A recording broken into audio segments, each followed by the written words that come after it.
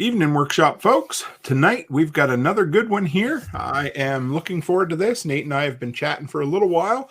I've got Nate from Two Chicks Homestead. How are you, Nate? I'm doing all right. How about you, Tim?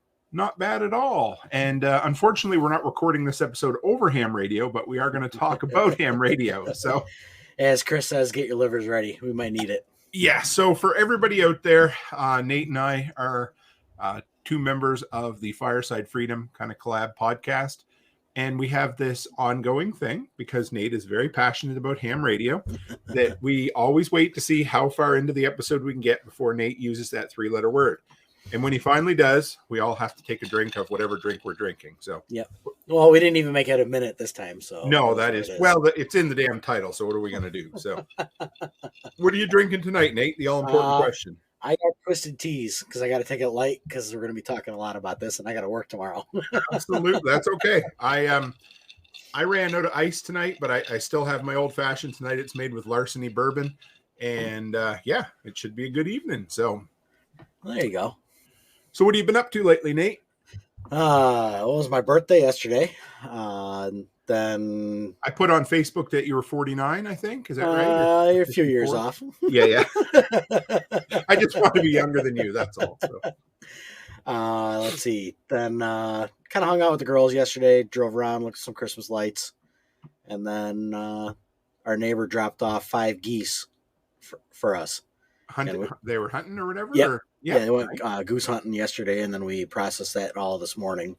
So we put, let's see, 5 breasted out. It was like 7.9 pounds, give or take. Nice. So almost 8 pounds. So I'm not sure if Renegade is that legitimate what he put up there? Or is, yep. Yeah, okay. Yep. Go ahead. That's his call sign. Came to kill. Nice. So Haas says not getting any. No, I can hear you. Everybody, I'm sure. Yeah, just make sure out there can. Yeah, test. Yeah. I'm pretty sure everybody. I think. Because I hear you. Yeah, you hear me. I think coming through. Okay, folks. So, especially for the people who are going to be listening on the audio version of this, Nate. I'm sure there'll be a few that haven't necessarily heard of you before or where you're from. So, tell me a little bit about. Because we always joke about your name, Two Chicks Homestead, and tell us who you are, what you guys do, and that kind of thing. Yep. So I'm half of the Two Chicks Homestead. I'm the bearded half. The bearded lady. We got to have those running around as well. My wife and I do a podcast once a week, and we just kind of talk about running stuff on our half-acre land. We do everything from rabbits to hogs. Well, we process hog every year. I do a lot of hunting. And just kind of general messing around. We live in a small town, 2,100 people, and been a ham radio operator for about a year and a half, a little over that, almost 2 years. Being 2 years in March. So, just for the record, since Nate kind of undersells the fact that he's only been a ham guy for a couple of years, but I haven't met anyone who's, all kidding aside, more passionate or more knowledgeable about the subject. So we'll have fun. At some point, someday, maybe I'll put together my own version of the expert council. And there's no doubt in my mind what Nate will answer the questions on. So yeah, there you go. I'm pretty good at it. I know what I'm talking about. It's going to be a little fun with this one, going through the history, because I actually learned a lot of stuff researching this. And I don't know, there's something fun about history. I'm not even sure why I love history so much. It's just, we take so much of the everyday kind of boring, monotonous stuff for granted. We don't realize all the things that had to happen before for us to get to where we are, right? Oh yeah, absolutely. I mean, we grew up as city kids, and to even come out here and then just start messing with animals and messing with ham radio. It's yeah. That's true. It's a lot of things that you don't necessarily think about. And, Becky and I went down the homesteading path for a long time. And so my personal story of ham radio is a very short one, but I do have my basic up in Canada, which is, 2 meter. What is that again? 2 meter? Is that, UHF. UHF. Yeah. So I know that's VHF, and then UHF is 440. Yes. So I do plan at some point to eventually become, advanced so that I can do HF contacts, and Nate and I can, skip back and forth over the ionosphere. Let me see if I can make that sound right. Yep. Yep. And chat a few times. So, but yeah, it's coming. I got my call sign, about 8 years ago. And the guy, I'm going to guess, I hate to say this, but I think the guy who did my testing, I can't imagine he was in his late 90s when he tested me. Mm-hmm. So, anyway, haven't chatted with him in a long time. But the problem is, in my area, we don't have any ham within, say, an hour's drive, Yeah. And the group that does exist is up in Lloydminster, and, their average age would be probably in the 80s, which is not a big deal. It's just, hard to interact and find time to get up there for their ham breakfasts, which are, an hour away and whatever. So. Right. Yeah. I mean, I got into it. Well, the main reason was we had a incident here in town, and there was a hostage situation about 3 blocks over. Wow. And it turned out we couldn't hear them because A, we didn't have any of the radios, and B, we found out they're encrypted. So they're on an encrypted channel. So I still can't hear them as is. Right. But I went through, got the radio, and then I started hearing the guys on the repeaters in the area. And it's like, okay, well, now that I know I don't have to actually get tested on Morse code, that I'll go ahead and get my technician. And then it's like, okay, I got my technician. Now I want to get my general just so I can get HF privileges. And then I'm like, well, I'm already this far in, might as well go for the extra. And that was a year to the day that I got my tech, I got my extra. So Renegade said he should do his extra. And then Hunter wants to know, is it really worth it? Yes. Why? Yeah. If you don't have communication, you don't have a plan. Right. Full stop, end of story. Your cell phone can go down. Who are you going to talk to? Because that means your internet's going to go down. Right. And all this stuff works without internet. You can send text messages over this without internet to your family, or you can send an email to your family and tell them that you're A-okay or B, you need help.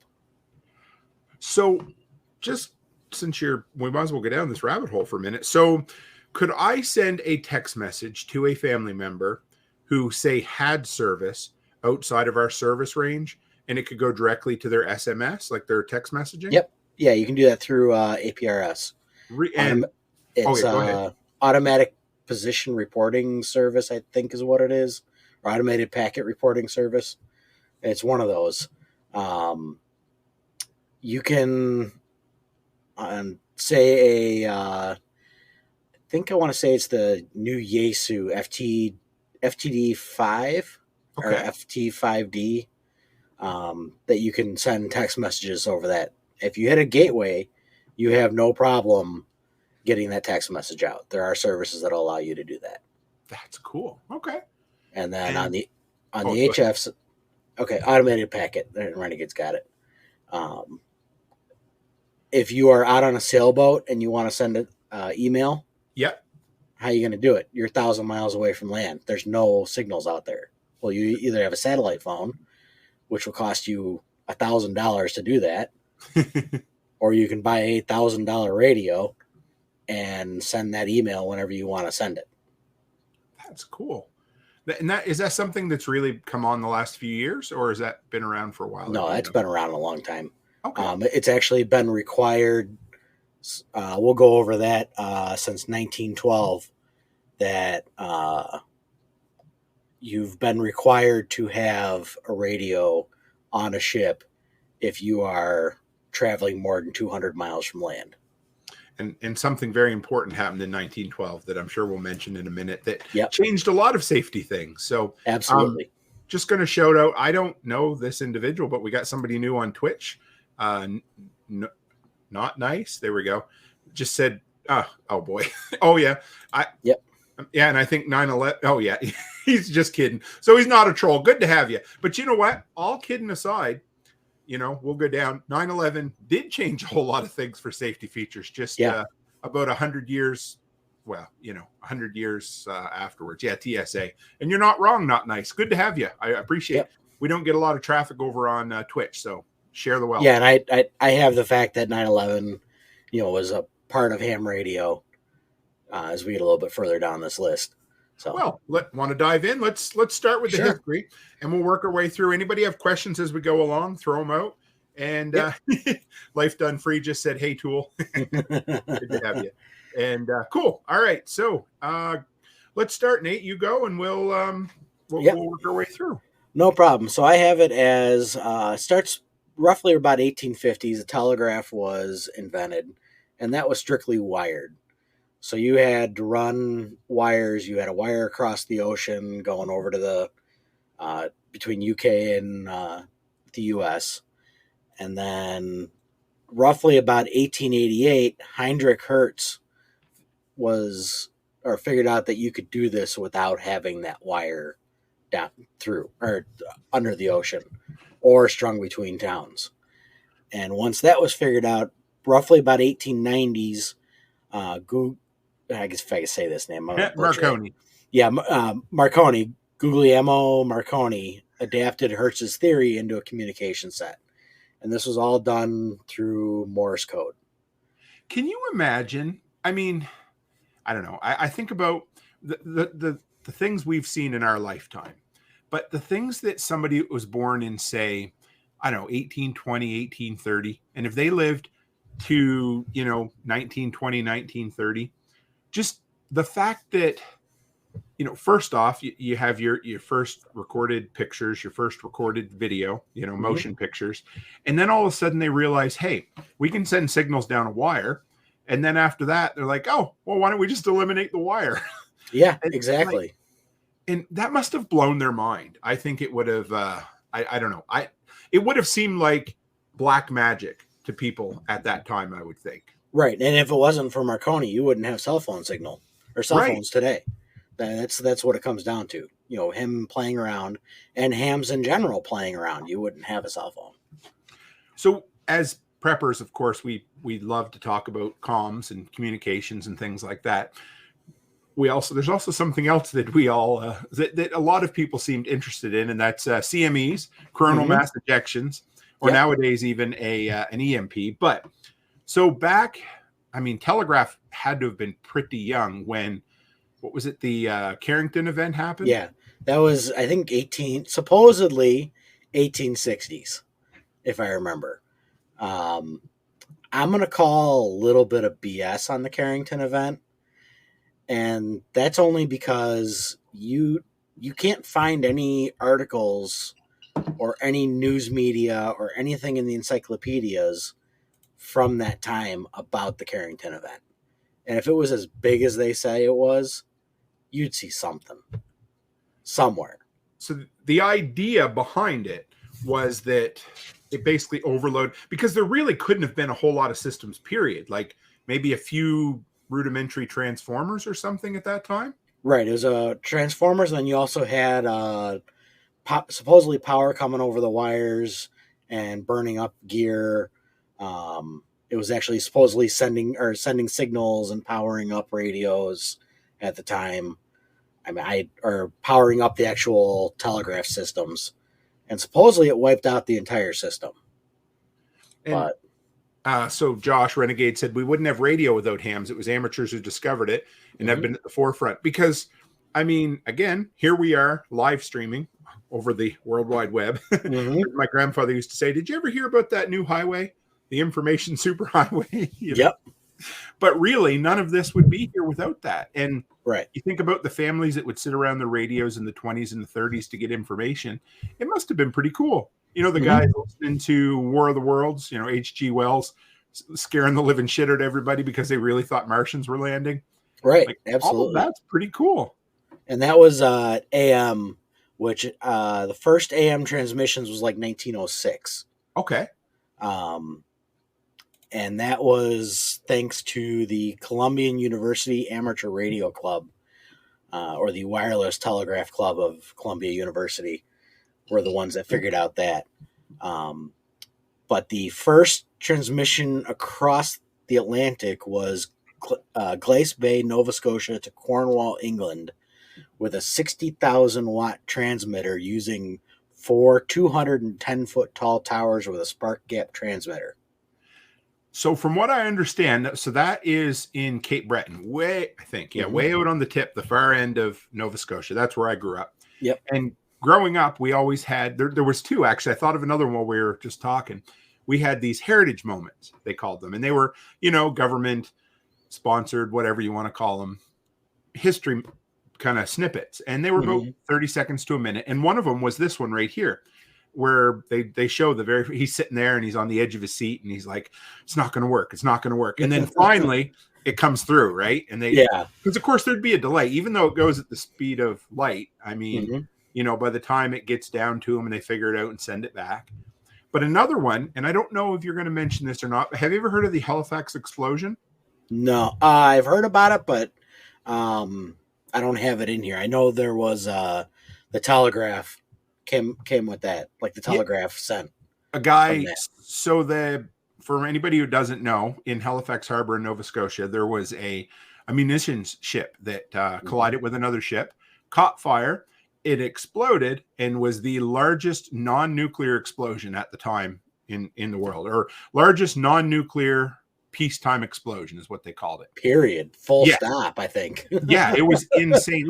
So you can go downtown in Halifax. Actually, I took my kids there last year, and you could see some things, but there are still debris lodged in some of the buildings up high they've left there. So there was a telegraph operator who sacrificed his life to stop a train from coming in. He stayed at the post and tapped it out until they caught it, and so just interesting. It's neat how ham was at the forefront, or radio in general. Yep. And I remember, because I listened to a lot of history stuff, and I remember hearing about that telegraph operator during that actually stopped, because I think it was a commuter train coming in. It was. And of course, trains were a big deal then, right? So right. And there was also a munitions train, I think, behind it, maybe. I think so. Yeah. Because the devastation, we were at the presentation there at the museum last year, me and the girls, and it was, it looked like a nuclear wasteland afterwards. It just completely devastated the landscape. Oh, yeah. So where do we go from there? Oh, we got Kentucky Sustainable Living. Good to have you. Yeah. Oh, and Hunter says, an old man told me that the lines caught fire. All hearsay, though. So yeah, and that's one of the things I always hear, too. There's actually a really good video on the Carrington event, and I think I sent it to you. You did, yep. The guy's a little bit of a crackpot. I'll post it in the Telegram group when we're done here. He's a little out there, but he brings up some points that's like, I could see that not really happening. And he goes through the Encyclopedia Britannicas from the day all the way up until great. He's the type of guy that our buddy Art Bell would have loved to interview, I'm sure. Oh yeah. Yeah, absolutely. So where do we go from there? We already got the AM, but in 1904, 2 Boston 8th graders built a transmitter and receiver, and were able to use their go Morse code 8 miles away. That's crazy. 8th graders. What are 8th graders doing now? I know my seventh graders are pretty good kids. Right, I know what the average 8th grader's doing. Yes. Exactly. Arguing. Yeah. Anyway, but yeah. But the fact that those 2 kids were smart enough to build that system on their own was pretty good. Renegade wants us to do a Nikola Tesla episode. I was debating throwing him in here because he had some stuff to do with ham radio, but not a whole ton. Kentucky mentions what I was going to mention, so there you go, guys. Looking for litter boxes in the school. So moving right along. Yeah. Exactly.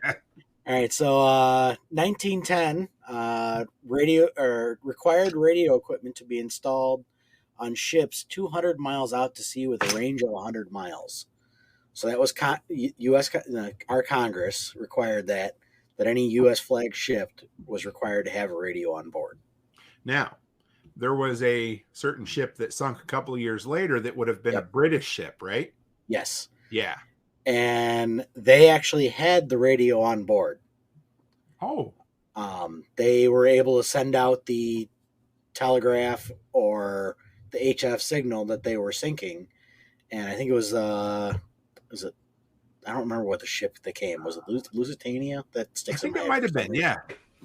reason. Heard it and came to the rescue, and they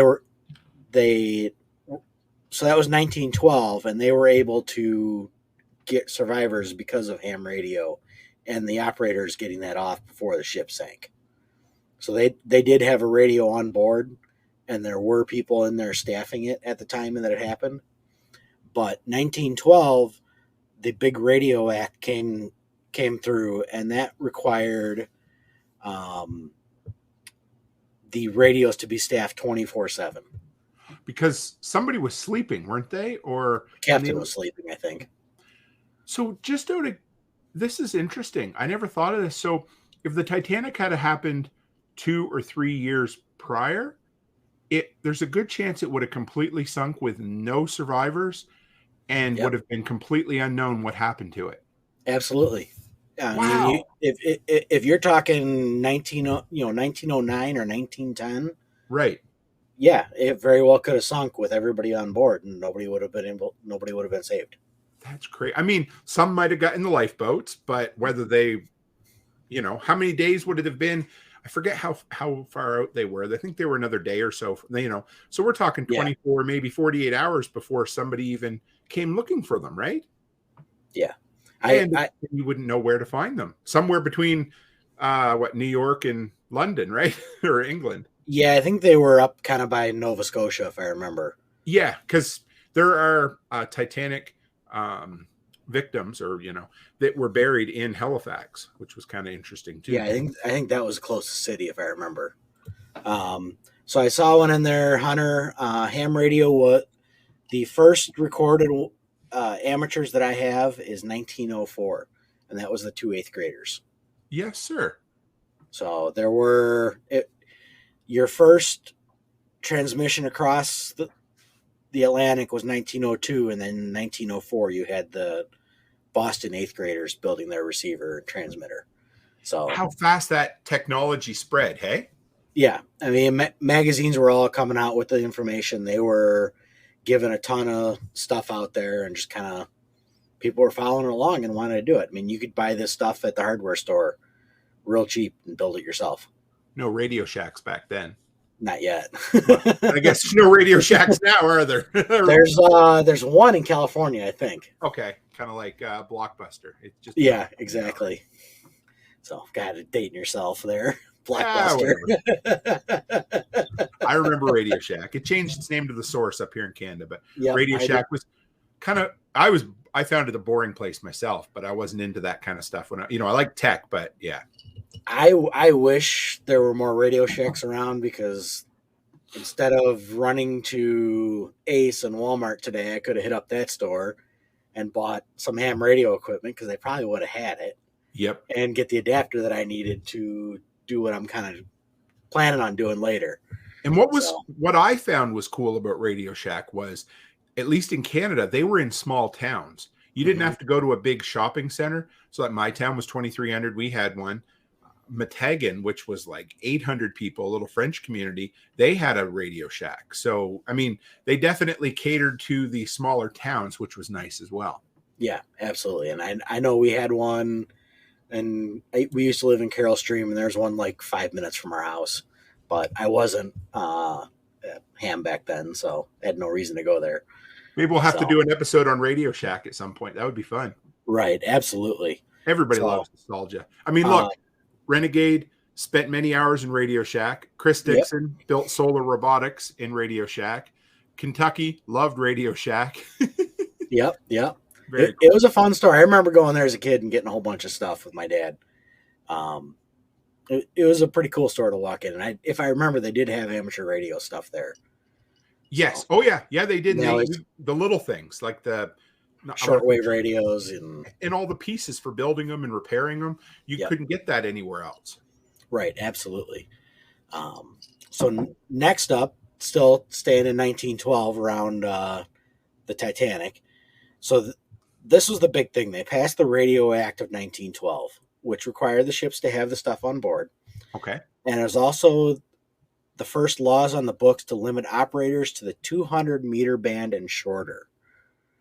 So we don't have the 200-meter band anymore. That was kind of taken away from us.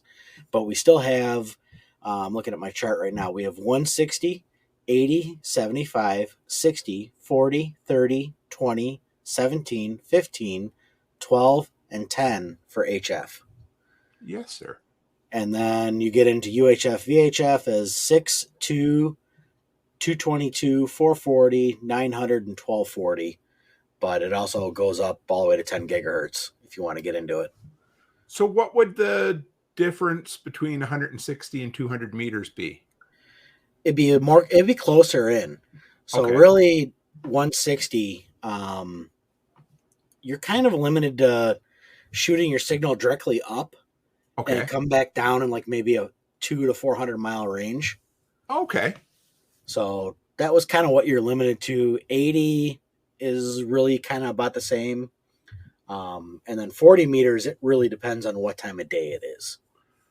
During the day, it's real short, and at night, it can go real long. Is that to do with cloud cover or no? It changes with the sun. Okay. As soon as the sun goes down, the F layer, if I remember, I think it's the F layer, all becomes the D, E, and F all come into the F layer, and it goes a little bit further. So Kentucky says NVIS. Do you know what? Yep, that's near vertical incident skywave. Nice. So that is basically you have your antenna 5 feet up off the ground. Okay. And it really only works for 80 and or 160, 80, and 40. It'll shoot your signal straight up and then it'll come back down. Okay. If you actually have like an 80 meter or 160 meter antenna a quarter wavelength off the ground, you'll actually get some distance out of it. Okay. But if you look at it, 160 meter antenna, a quarter wavelength of that would be 40 meters up off the ground is 120 feet. Oh yeah. So it becomes difficult to do. Right. Yeah. I mean, how many people are going to throw a tower up at 120 feet? Feasibly. Right. It can be done, but feasibly you're looking at trees. Sure. So, and that's some real tall trees.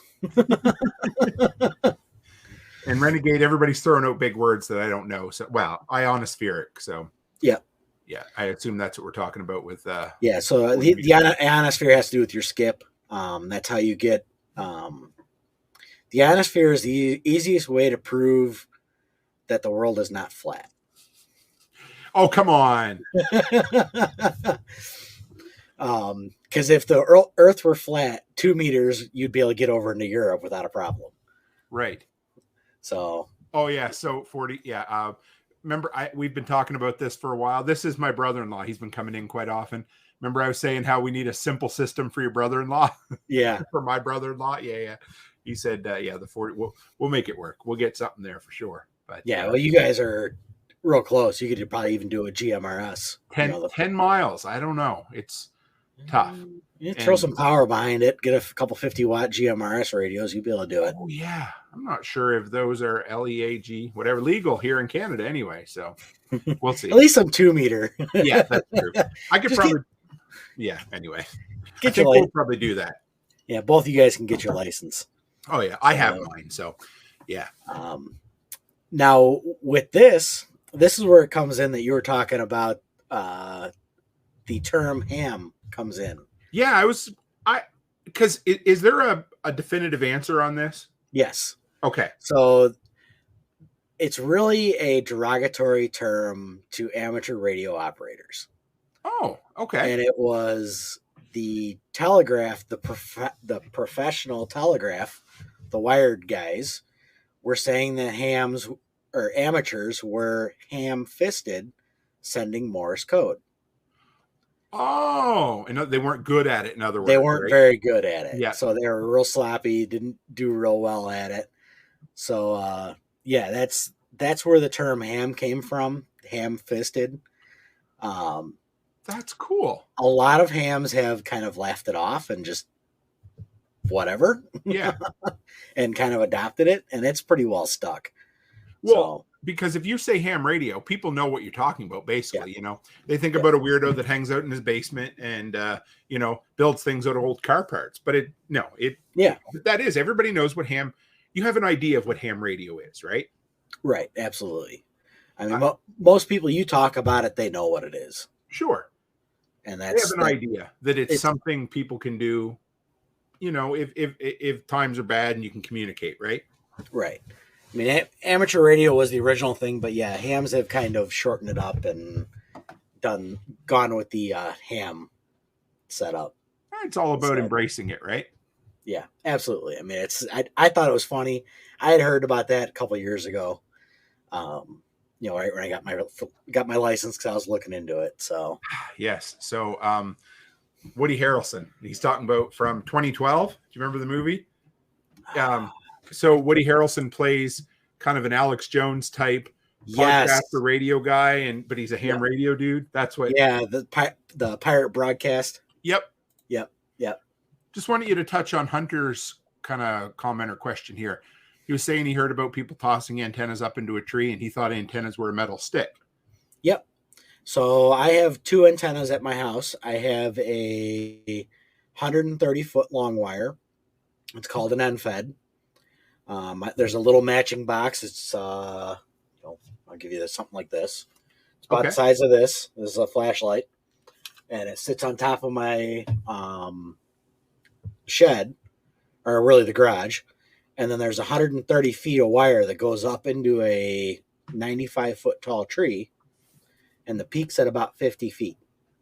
Okay. And then it comes back down to my rear fence line, and that's the main antenna that I use.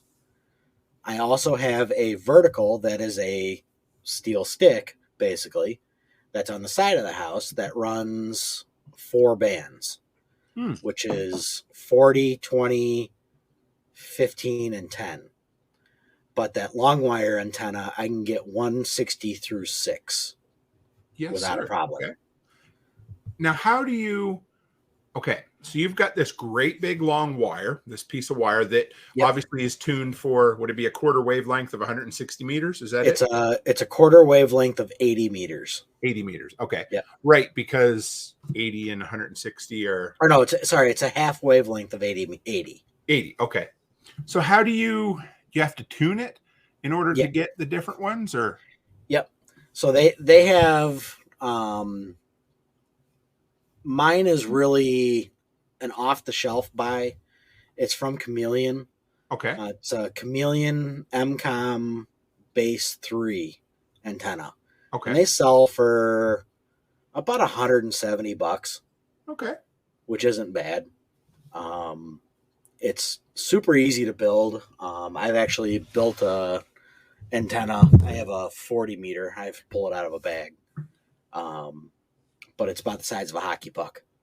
Oh, okay. And it's got a quarter wavelength or a half wavelength of 40 meters all rolled up in there. And that'll give me 40, 20, 15, and 10. What do you use the most? I use the NFED the most. Okay. It's better listening antenna, and it's also a better transmitting antenna for what I want to do. What band do you transmit or communicate on the most? I go anywhere from 40 up to 10 usually. Okay. I don't play a lot on 80 meters, 80 and 75. They're so close to each other. Those are a lot of you hear the stereotypical hams on there. Okay. Sitting down in the basement, drinking, talking about their health problems. And that's not me. Yeah, I get it. That's cool. So why do you kind of gravitate toward the 40? What is your reasoning for that? 40 is, sorry. That's okay. 40 meters is where our net is for the ham radio crash course.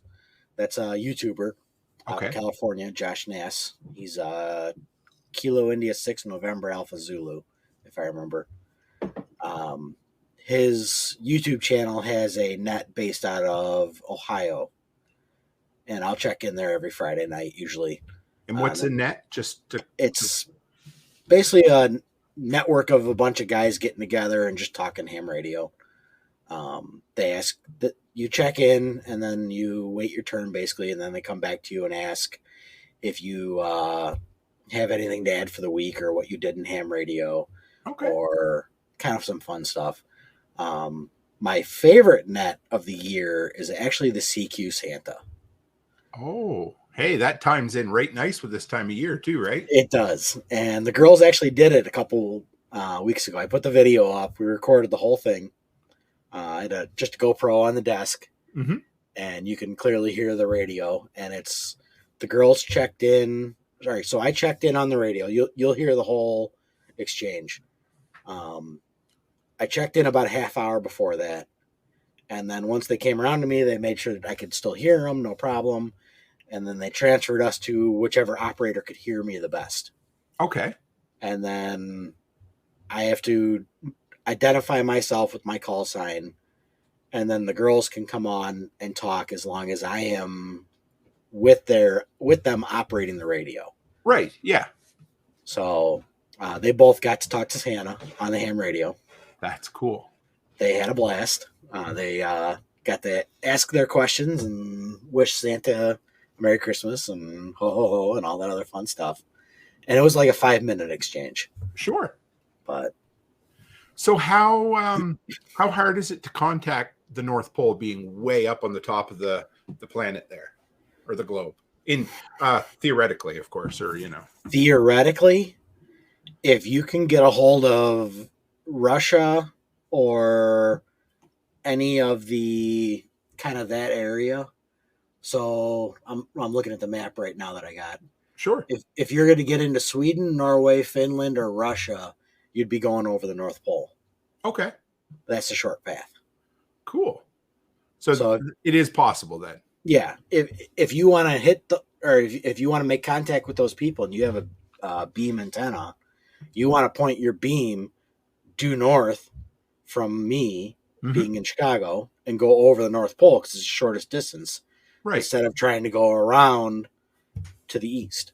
So I guess I wasn't thinking correctly, but I mean, going over the North Pole is no bigger deal than going over to like South Africa or somewhere like that, because you're just following the curvature or the non-flatness of the earth, right? Right. Exactly. Yeah, sorry. Hunter says allegedly over both. Yeah.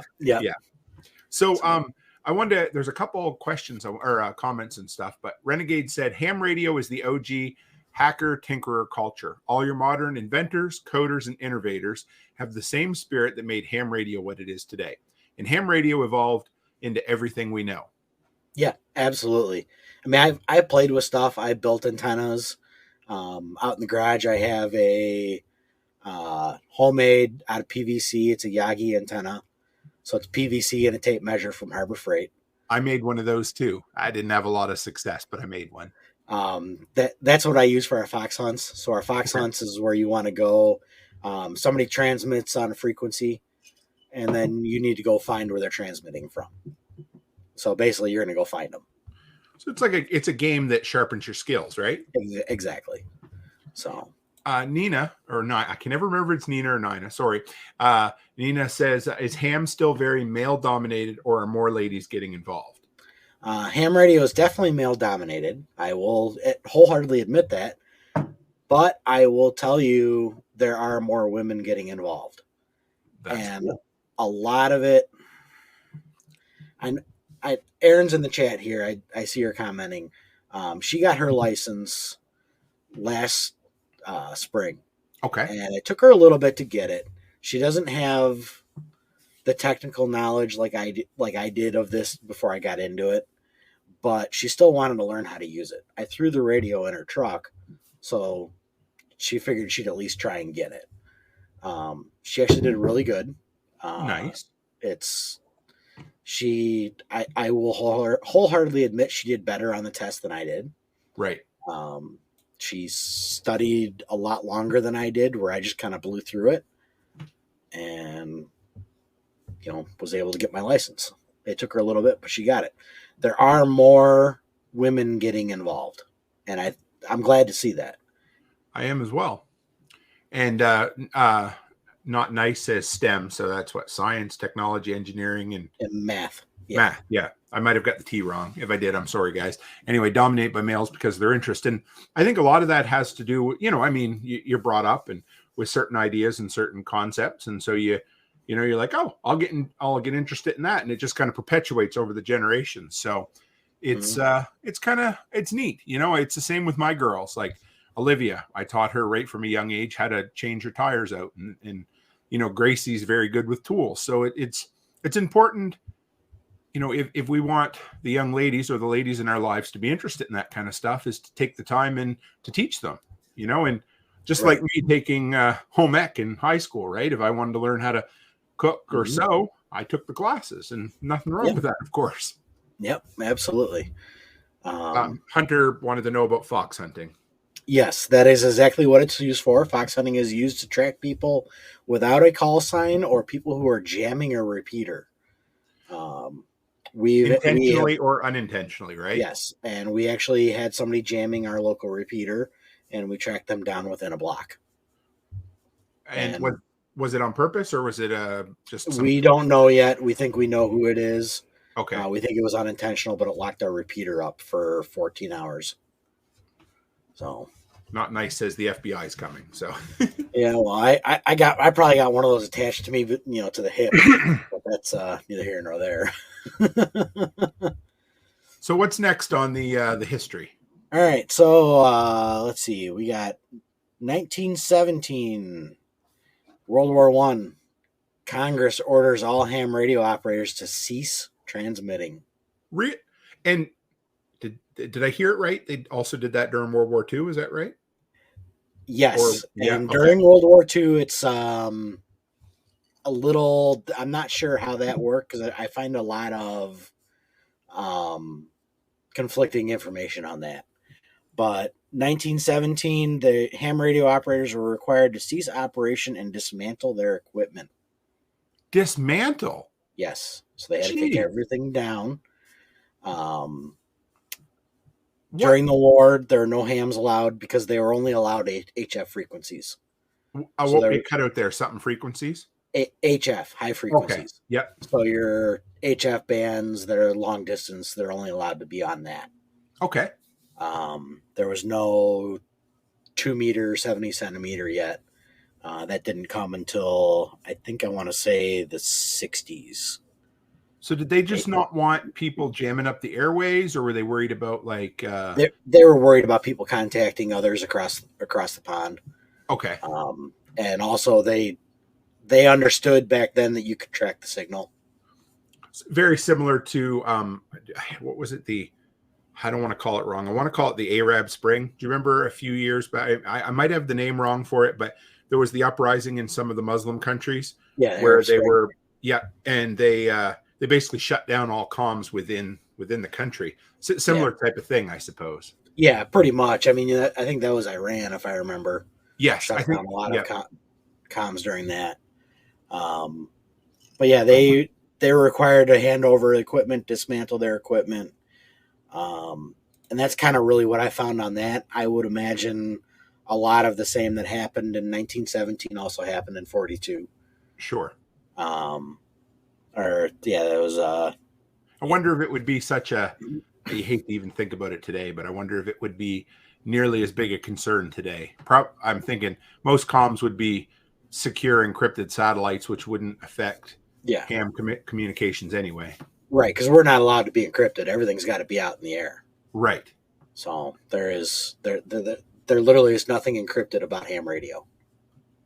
Now, I don't know if we talked about this last time you were on here or not, but the kind of the old-fashioned encrypt. Well, okay, let's go back to our favorite post-apocalyptic book series, Going Home, right? I think it's in that one, isn't it, where they start putting out radio broadcasts with like the chairs against the wall, that kind of thing? Yeah. So is that technically okay on ham, or is that not okay on ham? No. Is it because you're hiding the meaning of the transmission. Okay. So it's against the spirit of the law for sure. Yeah. Yeah. Okay. Absolutely. Doesn't mean that it wouldn't you can say it. Right. Right. You can say it. Nobody's going to come after you and get you. It's like if you and I did the whole book thing where what book we're taking a word out of, and I tell you page and right. So okay. Yep, absolutely.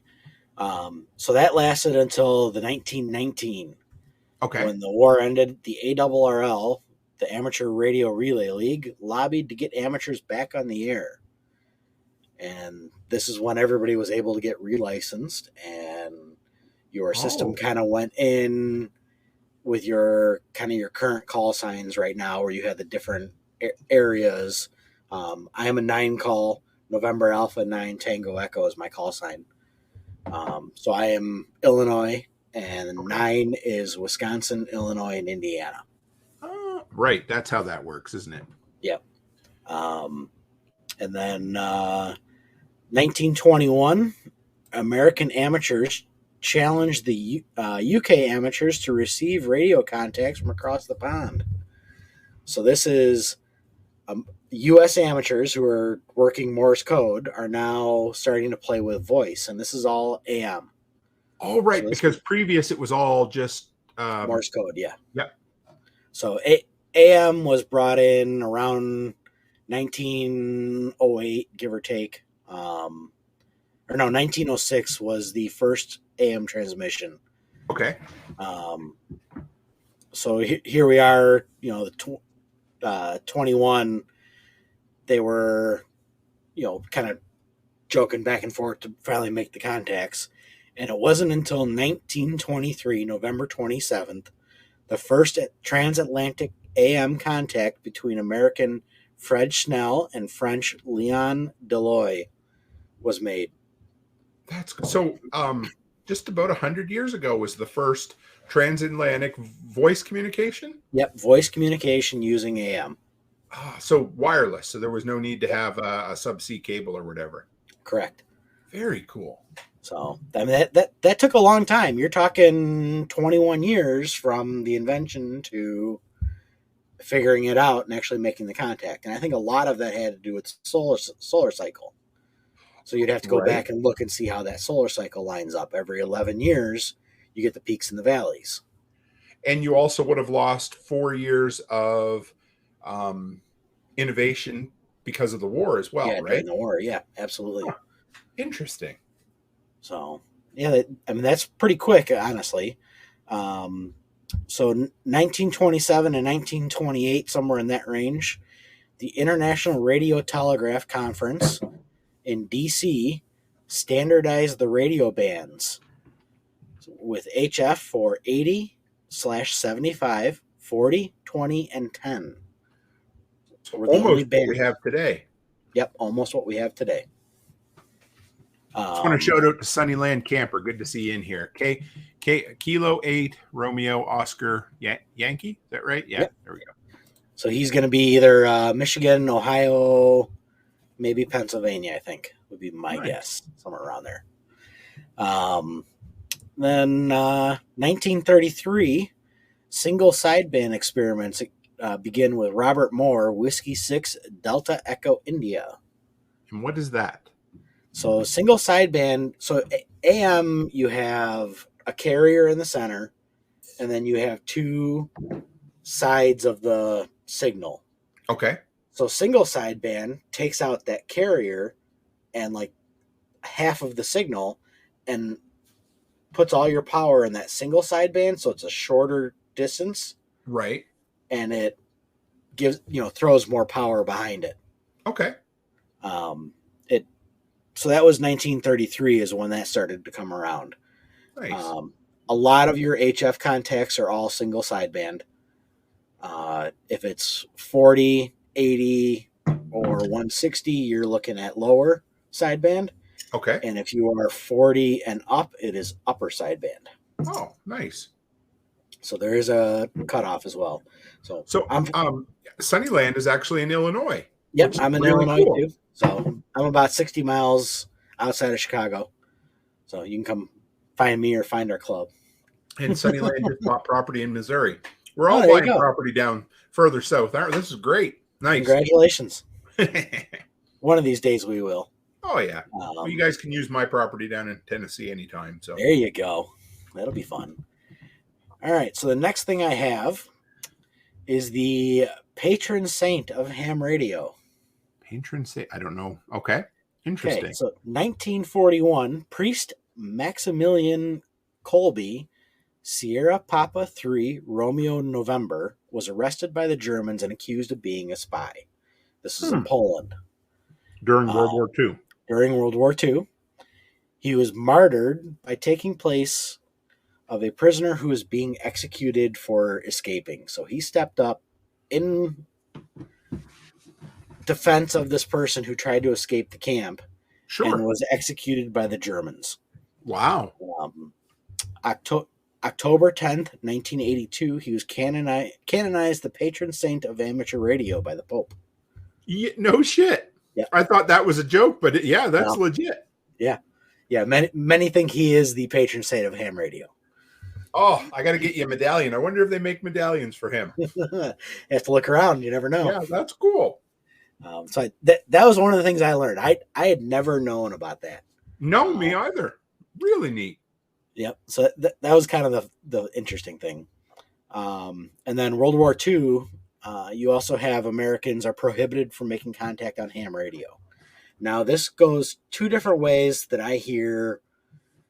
They were limited to 112 megahertz, or they weren't allowed to be on the air at all.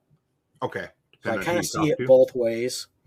But they were, once again, talks of equipment being confiscated for the war effort, and hams would show up and help out with the war effort and be using their old equipment. Isn't that so? Yeah, I get it. It's weird, but I get it. Yeah. I mean, it's like just keep the stuff at your house, and right. And that's why you had Mars. That whole Mars service, the military auxiliary radio service. Oh, okay. So was that like a volunteer? Yeah, it was real big during Korea and Vietnam. Okay. Where guys could actually call back to home using the Mars system. Well, that's what I was thinking which would have been really cool because that was pre-satellite radio or pre-satellite telephone days for sure. Yeah, absolutely. And that's a lot of it. You still have the Mars going on right now. I've kind of looked into it, but I don't have the time, nor do I want to buy the equipment for it. Sure. You're required to dedicate 20 hours a month, if I remember, and you have to be able to run whatever mode they dictate you need to run. So it's anything from digital to voice to... And you have to buy the equipment too. No, they will supply the equipment. Oh, okay. But it's still setting it up and having the separate system and making sure it's always up and running. So it's there's a lot to do with it. I would be interested, but I have too many irons in the fire right now.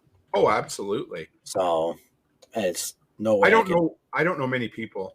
I mean, I shouldn't say this. I'm the guy who's always encouraging people to start side hustles, but it's a hell of a commitment to find 5 hours a week, 20 hours a month to commit to anything, let alone a volunteer kind of thing. So yeah, I get it. And honestly, if I can get it 5 hours a week playing radio, I'm playing radio for myself. Sure. And I understand that.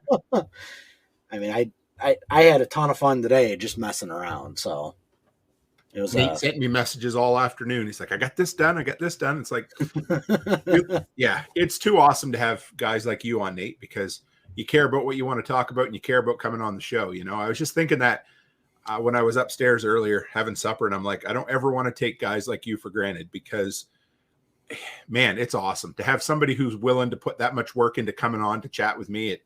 It's cool. Yeah, so thanks, man. I had a lot of fun. There's some stuff I wanted to try out. We'll kind of talk about that stuff when we kind of finish up here. We're kind of getting towards the end anyway. Yeah. We get talking, right? So it's okay. So you got World War II ends, 1950s single sideband gets real popular, and they start coming out with rigs that you can actually purchase at the store with single sideband. So like the old Collins machines or the Heath kits, stuff like that. You're able to get your hands on those. And then 1961, Oscar 1 was the first satellite launched into space with ham radio on it. Oh, with ham, yes, because when I did my history of prepping, the 1950s kind of, the ham radio guys were the first ones that found. I want to say it was Sputnik, but I can't remember. Yep. They were the ones who discovered that Russia had a satellite in space before the U.S. Yep, absolutely. They were able to pick it up on their thing. It was something new, and they were able to track it down. And they probably would have grabbed it on 2 meter or something like that. 2 meter or 440. It would have been Okay. something line of sight. I know the International Space Station is 2 meter, and you can actually, sorry, That's you okay. can hit the space station with this cheap $20 HT if you wanted That's to. crazy. So this is Aaron's HT. And that's just a long. What do they call those antennas? Is that It's just a quarter wave, okay? like quarter wave vertical. So it's your standard HT. And how long can you talk to them because they're moving fairly fast? If you can get into the repeater, the contact can last up to 7 minutes. Which is so at that point they're just out of range because of course they Yes. don't go over the horizon because No, they go over the horizon. Oh, I know. I just we're talking about flat. Yeah, right. I'm sorry. We pick on flat earthers around here a lot. In the prepping community, we all everybody. Anyway, let's just put it that we question a lot of things, but there's one thing I've never questioned once in my life is whether the earth is flat or round. Right. But anyway, keep going, Nate. All right. So that satellite lasted 22 days up in orbit, and it came down on January 31st of 1962, I think. Was it designed to be something that came down gradually? Or? I think so, yeah. It lasted a long time. Okay. A lot longer than they thought, but you have like AO 50, Alpha Oscar 50 is another ham radio satellite, and I think that thing's been up there since the late 60s, early 70s, and it's still working. You can hear the CW as it comes over, and I think that's one of the ones that has the repeater in it. Nice. So you can actually make contact with that. Sunnyland said that prepping's what got him into ham radio, and I think prepping is, us preppers and those who are into preparedness is probably a significant portion of those who keep ham radio alive. Yeah, I would say so too. As I said earlier, if you don't have comms, you don't have a plan. Right. And if you do have a plan and you don't have comms, you don't have much. Yeah, exactly. So let's get through this real quick. 1979, the WARC bands, Whiskey Alpha Romeo Charlie bands, were added, and that was 30, 17, and 12. All still usable today? Yep, all still usable today. Nice. 30 is a digital only, if I remember. There's no voice communications allowed on that, so that's mainly CW or Whisper or FT8, FT4, JS8, stuff like that. And then 1982, during the Falklands War, the Argentine forces seize phone and radio network to London, and hams are able to relay the information back and forth. That's cool. See, that's one of the best things about ham. I think so. Yep. So they were able to relay areas that were bombed, troop movements, stuff like that, and were actually kind of helped out with the war a lot. 1990s, your digital modes gained popularity. So that's like your FT8, FT4, JS8 call, Whisper, WSPR. It's a lot of stuff. As soon as you could hook a computer up to something, hams wanted to play with it. Sure. And they came up with their own digital modes. And a lot of it works really good. I'm really intrigued by the digital end of things that don't require, either some sort of data connection or anything like that. I think that is, I think that's the future of ham in some ways. Yeah, absolutely. I mean, email is your main one. Right.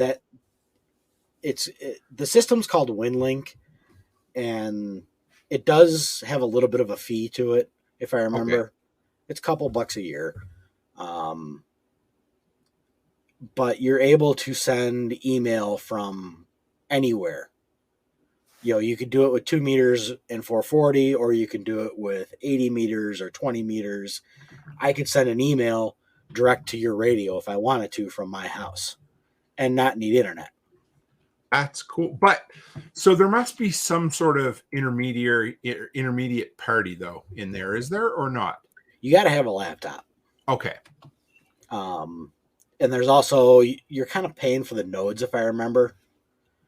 But there is ways for instance, where you and I, as the crow flies, how far apart would we be? 1,000 miles? Probably a little bit more than that, I would guess. Okay. So even just say, well, we'll use 1,000 as a thing. But is there a way for you and I to contact digitally using only information that technology that we have in our own homes, like with ham? Could you and I send either text messages or some sort of email type thing without needing someone else to transmit it? Yeah, you could do it through ham radio. Okay. But you cannot, there's nothing that I know of other than ham radio that you can do for free. Right. That's what I was. Yeah. So I guess what I'm getting at is, in a shit hits the fan grid down scenario, just for because we love to play those games. But you and I are, we want to contact each other because we're kind of in our own. I know we're a long ways apart, but we're in our own prepper cadre or whatever you want to call it, and we need to send a message to one another, but we don't really want it to be audible or audio. Mm-hmm. We'd like to send a text message for whatever reason. That's doable, hey, or some sort of text. Yeah. Okay. You could do that through APRS or just straight up send an email. Okay. JS8 Call, Kentucky Sustainable Living has one in there. JS8 Call is actually a really interesting mode. Okay. That's one where you can do, like, you could do at Tim's workshop, and it would only have those people who are following that symbol, so to speak, receive that message and like actually have that message pop up. Okay. Everybody would hear it, but they wouldn't be necessarily looking for it. But if you wanted to go, everybody in the network at the workshop, hey, I need this, and it would send it out to everybody. That's cool. Okay. That had JS8 Call. Well, if I can get off my ass and get HF up and running, maybe we'll have to put a workshop net together sometime. Yeah, that would be fun. I've talked about doing a homesteading net. That would be nice. I just don't have the time. I know. It's the time thing, right? But yeah, and that's a lot of it. So where do we go? Where do we go from there? So I got a couple more small things here. 2006 is when the FCC dropped the code requirement for all licenses. Morse code. So I am a no-code extra with a Baofeng UV5R, and I'm not afraid to admit it. Nothing wrong with that. Exactly. I studied. I was able to do it. I'm able to do it now. So, yeah. So if you guys are serious about getting your ham radio license, I would say now is the time to do it. Really, it was last year when they weren't charging the $35 fee to get your license. That's a one-time fee? One-time fee. It's so the way that works, you got about $15 to your local club. Okay. Which is going to pay for you to show up and take the test. Right. Because they have to mail it out to the FCC. The FCC comes back to you about a week later and says, I would like my $35. Can you please send that to me? And then we'll issue your call sign. So all in all, your first license, you're looking at like $50. Which is about 2 beers at an arena. Yeah, pretty much. Yeah, so it's not much. Okay. Right. Once you go from there, your next charge, if you wanted it, would be your vanity call sign. Right. They are charging for that. And they are not charging for renewals. At the moment or period? Period that I've heard so far. You are not being charged for renewals. That was one of the things that was brought up. I think that has been debunked. I will double check and verify, but I thought that's what I heard about a month ago, that renewals are not being charged. It's only your vanity and new issue. Cool. Nothing wrong with that. Right. So I got my vanity in, like a week before the fee showed up, Erin got her license in right before that. Sunnyland says he thinks they are charging now, so maybe I'll have to look that up. But even at that, Yeah. $3.50 a year for ham privileges, that's pretty damn cheap. I'm not happy about it. It is what it is. It's the government being the government. But really, oh boy, here we go. No, I'm just kidding. Sorry, yeah. Really, if you look at it, if you can't swing $35 for 10 years, how are you going to buy a $1,000 radio set? That's what I was just thinking. Exactly. And now that doesn't mean you can't start with a Baofeng for $45 on, I don't know how much they are exactly, but on eBay, right? So yeah, $35. Yeah, exactly. If that. No, not nice says that's like a cheeseburger. Yeah. Yeah. Come up to Canada, it's less than a cheeseburger. Yep. Just be happy you're not Australia, where it's $240 a year. I don't even get me started on Australia. So I got a few questions starred for you too. When we finish the history, before we jump over into your cool tech stuff, I'll ask you. All right. So let me knock out this last thing. The American disasters that hams helped with. You had 9/11. A lot of repeaters, or the main cell phone tower was up on the Trade Center. And that came down and killed cell phone signal for the entire island. Jeez, I never thought of that. That's crazy, because you had one up that high, you probably wouldn't need one anywhere else, would you? Yeah, exactly. I remember being, I was on top of of course, the one that you could go up on was the one with the antenna, because it was technically taller, right? So Yep. Wow. Okay. So once that building came down, all cell signals ceased, along with a lot of repeaters, because a lot of repeaters were up there as well. Sure, because it was the highest point in the city. Yep. So you had a lot of simplex, and then Katrina was the next one. Yep. I know we had 3 or 4 members from our club specifically drive down for Katrina and help out with that. That would be our both of our old presidents went down there. So we have had 2 elderly gentlemen that drove down there for sure to go help with Katrina.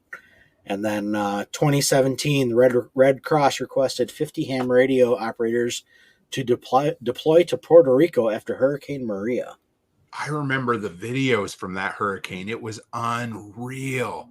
Yep. I don't know if they've ever actually recovered from it. I mean, no, I think it's still a hot mess down there. Yeah. And that's 6 years ago, man. Yeah. Sunnyland Camper says he worked Hurricane Marie on the hurricane net. Yeah. If anybody wants to listen to that is a great net to listen to. It's 14.325 and 7.168, if I remember. Would I be able to get that out here on the prairies, or is it? Yeah. Okay. Yeah. There's net control all over the country. Okay. So Sunnyland got a patch from that. That's cool. Well, I love patches. The only ham radio related patch I have is this one when we work communications for the Sycamore Pumpkin Fest. That's really cute, man. I like that little die cut patch. Yeah. So we run communications for all the floats. Very cool. They got 117 floats that come through. Okay. And we got to keep them all in line, moving, and watch out for idiots that leave stuff behind. So we got 3 questions we'll knock out before we jump over. Nate's got some pretty cool techie stuff he wants to do with us too tonight. All right. So, okay. Let's start with Not Nice over on Twitch. Like I said, again, nice to have you. How long would it take for the government or an authority to find you if you're transmitting radio signals for whatever reason? 5 minutes. How come? Are you being facetious, or do they? No, I'm not. That easy. Okay. Really, I can do that. I can give you a general area. Using the website QE SDR. Okay. I can pick 3 web SDRs, and it's called Time on Demand. And I go to where your signal is, and if I hear you talking on all 3 of those, I can type that. I can triangulate you within a couple of miles. Okay. Off of that system, and it takes probably 5 minutes, 10 minutes tops. So if we can do that, how much faster can whatever the government has on their end be, right? Probably quicker. Now, reality, the government does not really care. That's right. Stephen Harris used to say one of my favorite terms he always had was security by obscurity. You know, if you're just some little guy that the government has no interest in, there's a good chance they're not going to pay attention to you. Right. You know, all right, so if you're the guy tuning up, here's one for Sunnyland. If you're the guy tuning up on the Hurricane Watch Net, so hitting the tuner on your radio and blocking out the Hurricane Watch Net, there is not much you can do. Nobody's really going to say anything other than the net control operators complaining about it and people getting on your case. That's not much. But if you're the guy blocking the repeater for the fire department while working right. a major fire up in the mountains, then you bet your ass they're going to come after you. And they have, and they continue to. Keep your damn nose clean and keep your, right. You know what I mean? I always tell people, don't stick your finger where you wouldn't stick your pecker. In other words, right. Don't put yourself somewhere that's going to really do damage to you if they catch you. Right, absolutely. Now, there are a couple of things. There's been some people on 40 meters, 7.200, which is kind of the dumpster fire channel 19 of ham radio. Okay. A few of those guys have been fined, and stuff have been taken away from them. You also have the 435 repeater over in California, which is, I think you can listen to that on Broadcastify if I remember. Okay. That's a pretty rough, rough thing to listen on. So Not Nice wants to know, I don't know if you know this answer. I may have known it at one time, but I don't know if I can remember it now. But it said, why does AM travel so well in the mountains versus FM? All right, so FM, the easiest way to say this is you got to go tell me what frequencies you're working on. So if you're using FM, I'm going to assume you're going to be using 2 meter, 70 centimeter, which is line of sight. So that's like across town type deal. If you are on the other side of the mountain and you have the peak between you, and AM would work because it's bouncing off the ionosphere and coming back down on the other side of the mountain.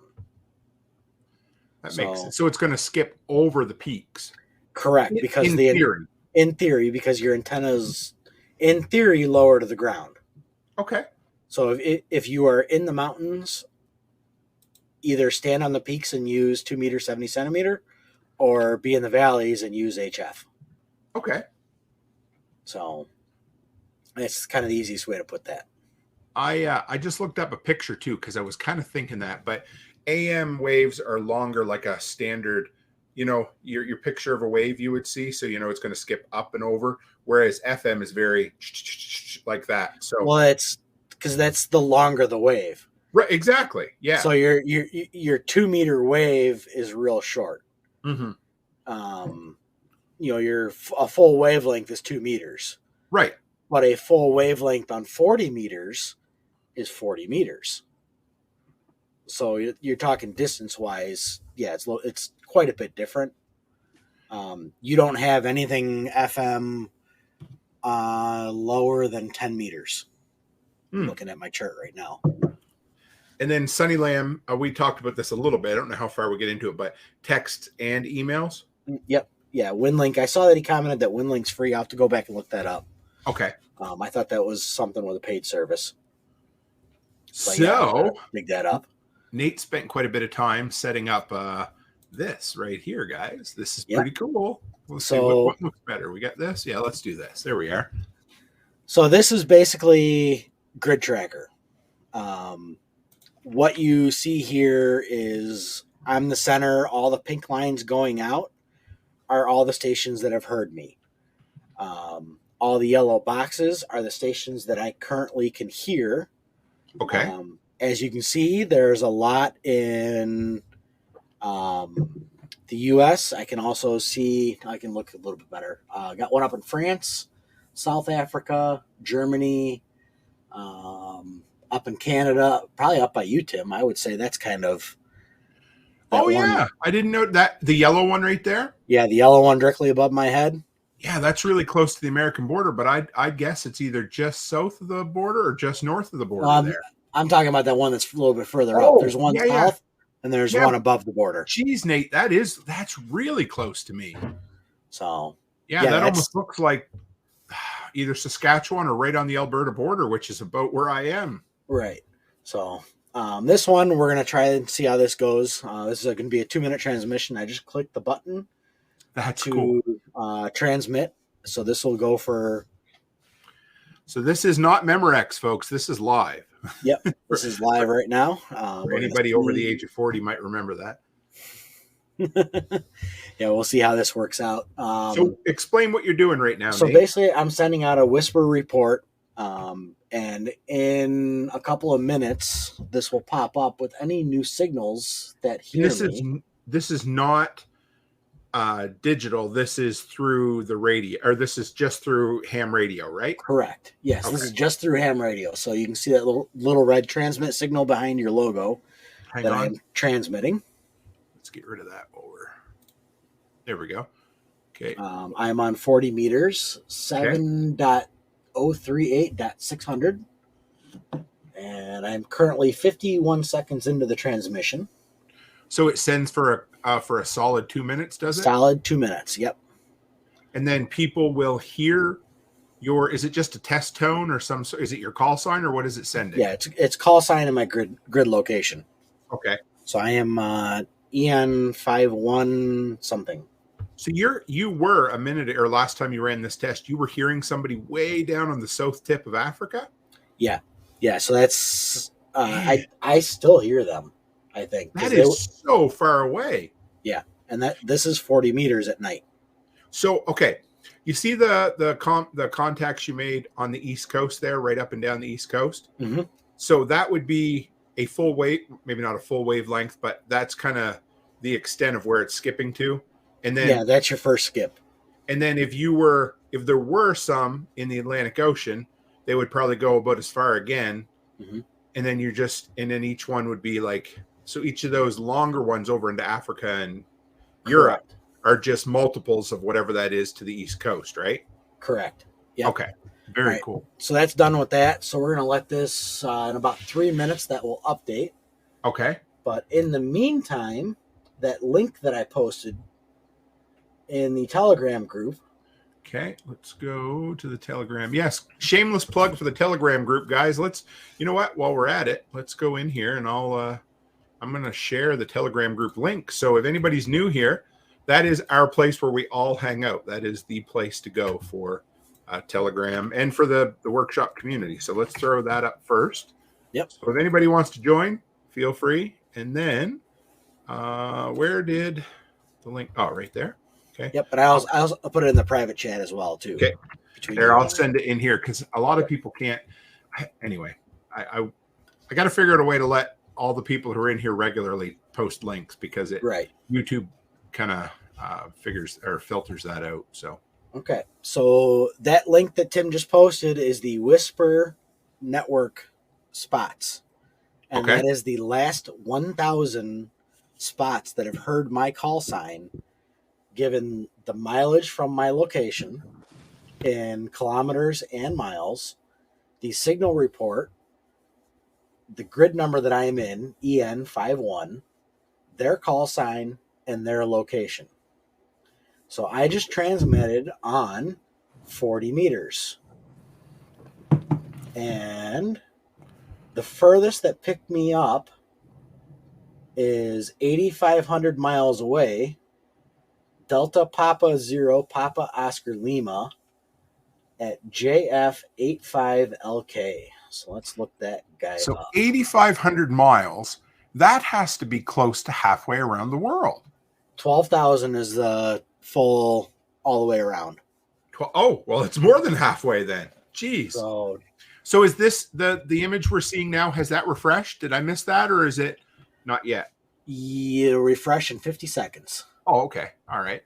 So I can actually cut this down so we see less than just that. That's really neat. Give me just a second. So have you made? In theory, could you pick up yourself? Yes. Okay. All right, so that's everybody that I heard on this last transmission. Okay. So that's within 5 minutes. So I set it to now within 30 minutes. So when this next one pops up in 20 seconds, you'll see just who heard me in the past 20 seconds or past transmission. For those who are on audio, just so you know, Nate, well, like we explained, he sent out a signal, and we have a map up here of the entire world. There's yellow dots on it that show the stations that Nate is receiving. Mm-hmm. And in a moment, we're going to get pink. There we go. Some pink lines that show the contacts that have sent back to Nate. Yep. That picked him up. So what do we have here, Nate? So I have Australia. Okay. Or not in Australia. I have Alaska, Kilo Lima 3 Romeo, and he is 2,800 miles. And then I have into Germany, Delta Lima 0 Papa Foxtrot. He's 4,600 miles. And then the furthest one on that transmission was Turkey, Tango Alpha 4/Golf 8 Sierra Charlie Uniform. And that was 5,872 miles. So the one that was 8,000 miles, where was that? 8,000 miles is JF. I got to go back and find that one because that did not show up on the spot page. It shows up on the spot page, but not on Grid Tracker. Okay. So that was Kilo Golf 34XB. So we're going to look this grid up, and then I can share what it looks like. South Africa? That's what my Google search says, but I might be wrong. That's what you have, South Africa? Yeah. That's what I was thinking as well. Now, on the Grid Tracker, so there is one pink rainbow here, guys, that I can see that shoots way over. Is that into Russia or Turkey? Turkey. Okay. Yeah. That one picks up a lot, doesn't it? Because you've had that before. Yeah, I've gotten that Turkey one pretty much all day. I do have in here, if you scroll down a ways, I have Antarctica pick me up. That's neat. One of the stations down there that's always listening picked me up earlier. So that's 9,000 miles. And then the furthest contact that I have on this one on the Whisper Net page was 10,500 miles, I think. Okay. And that was to a VK station, and that is Australia. Nice. So, two quick things. Chicken Hawk says that you're making ham radio cool again, Nate.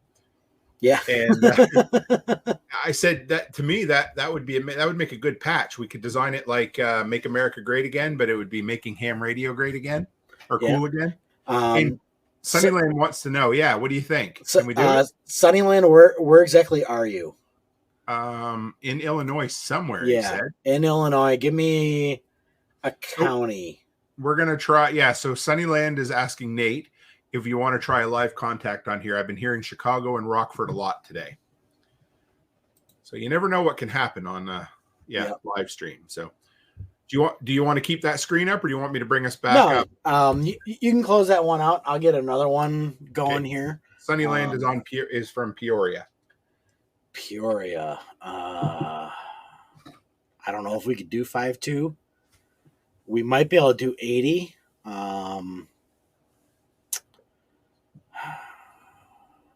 That might be a haul. Let me get this set up real quick and then. Sure. He says 40 meter.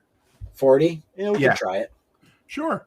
Well, you go ahead and set things up and I can, let's see what we got going on here. We'll go back up through the comments. I'm going to close out Grid Tracker and WSJTX and bring This is up the only antenna he has. So try it. Okay. It can't hurt to try it. We've never tried anything quite like this before, have we? So this will be fun. All right. So let's new setup here. Yeah, and he's asking you to call the frequency there. So why can't you listen to that? SDR device. Sorry, I have like 3 computers. Tim, you saw this how it was set up earlier. Okay, I will say, while you guys are while you're doing that, I'll mention it was kind of cool. The last 2 days, I've had two different people send pictures of them watching the workshop podcast on big screen TV. So I thought that was pretty cool.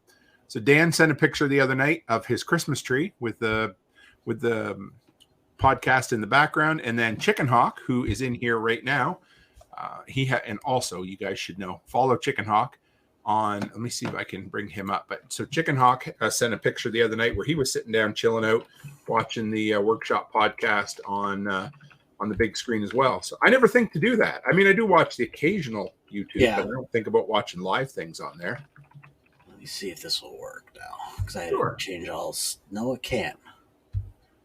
All right. Well, apparently my other thing's not going to work. I have HDSDR, and I had it working earlier, but it's not going to work now.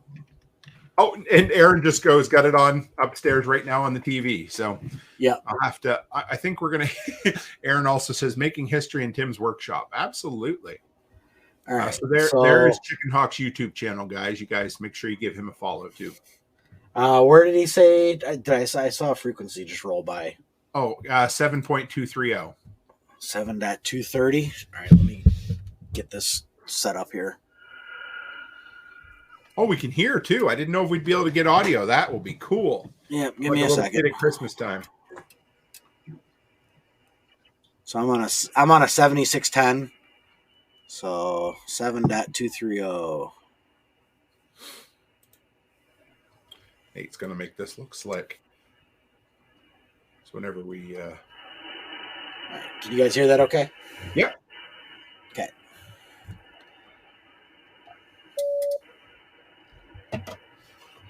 Let's see. Sunnyland, K8ROI. My call sign is November Alpha 9 Tango Echo.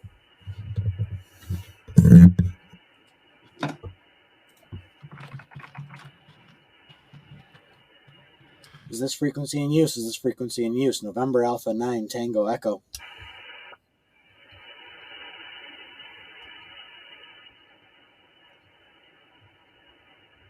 Is this frequency in use? Is this frequency in use? November Alpha 9 Tango Echo. you're checking to see if it's available. Yeah. I want to make sure nobody's gonna. I'm not blocking anybody. Give me just a second here.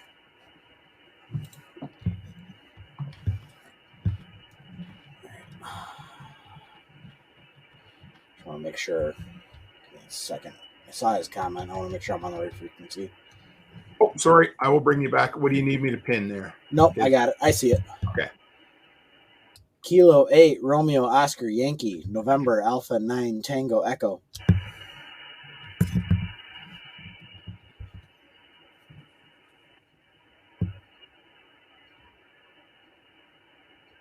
Kilo 8, Romeo, Oscar, Yankee, November, Alpha 9, Tango, Echo.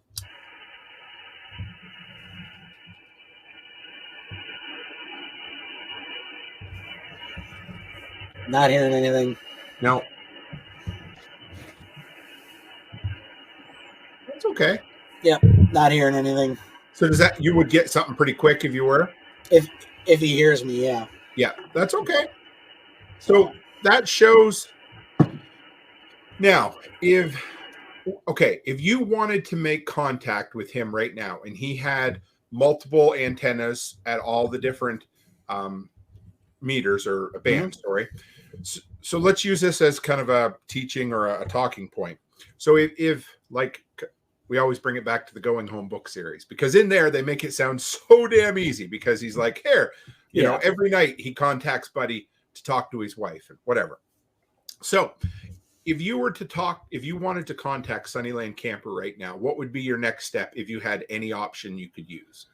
My next step would be go to 80. Okay. With an NVIS antenna, I think it would be a little bit better. Or maybe try and hit the repeater that's about halfway between here and him. Okay. That using would be what? 2 meter, 70 centimeter would be my guess. Okay. So how far as the crow flies are you from him right now, roughly? Roughly, I'd say 2 hours, I think 3 hours to Peoria. Okay. So it would be a stretch for 2 meters. So, and honestly, he's probably, if we had done this during the day, 40 meters would have been a little bit better. But being so the things you need to know is and this would come through experience, right? You would know what the best time of day to contact somebody within a certain distance would be. Right. Yep. Because the difference between ham and cell phone is if you want to contact somebody on ham, you've got to base that around, the solar cycle, all of that kind of stuff. Whereas cell phone, you just pick it up. So you have to have a plan, and you have to have practice and a plan in place, I suppose. Right. Absolutely. I see it's commented on 2 meter high SWR. Yeah, you don't want to risk a radio. Will that blow it out? Or high SWR standing wave ratio, if it's real high, it's more power reflected back on the radio. Okay. He is right. It does take experience, and it does take playing around. I find that my vertical antenna transmits on a shorter distance, but is also deaf as a post. Really? So it can transmit well, but it doesn't hear very well? Yeah, and I think that has to do with the power lines. Okay. It's kind of it's within 100 feet of power lines, and I think I have to either A, put a filter on the radio, or B, do a little bit better grounding system for it.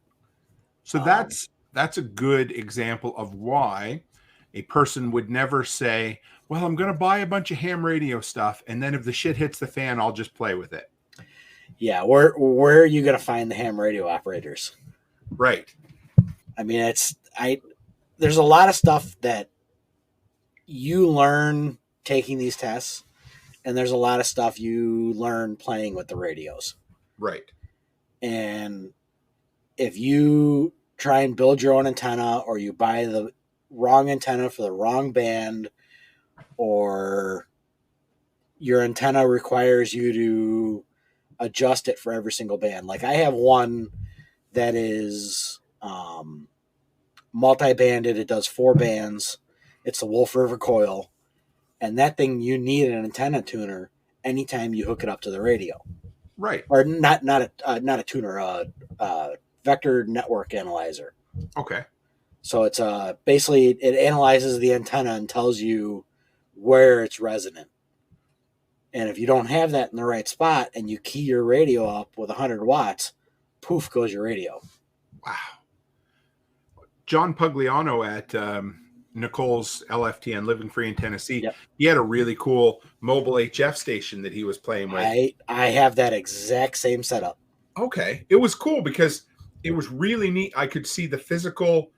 What are they, windings? Is that what they call them? Yeah, it's a Wolf River coil. I can get it out of my desk here. Give me a second. Sure. I'll get both the antennas. Yeah, so I'll explain while he's going. But yeah, so John, if you guys don't know him, he runs the Weltsteading podcast. So he was there. He also pulls behind this tiny little teardrop camper that's big enough for one person. And he's a ham dude.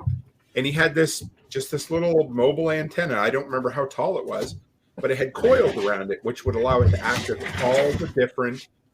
depending on, I guess, if they were energized. I can't remember if that's what it was called, but he would you could tune it in at any frequency you wanted, and it was rather cool. There you go. Yeah. And what is that called? The coils on it, Nate? So this is the collar. It slides up and down. Right. And this depends on where you want to put it. So right now it's kind of set in the 20 area, 20 meters, and you can spin this collar around to fine tune it to the frequency that you're on. And that's how you get a resonant.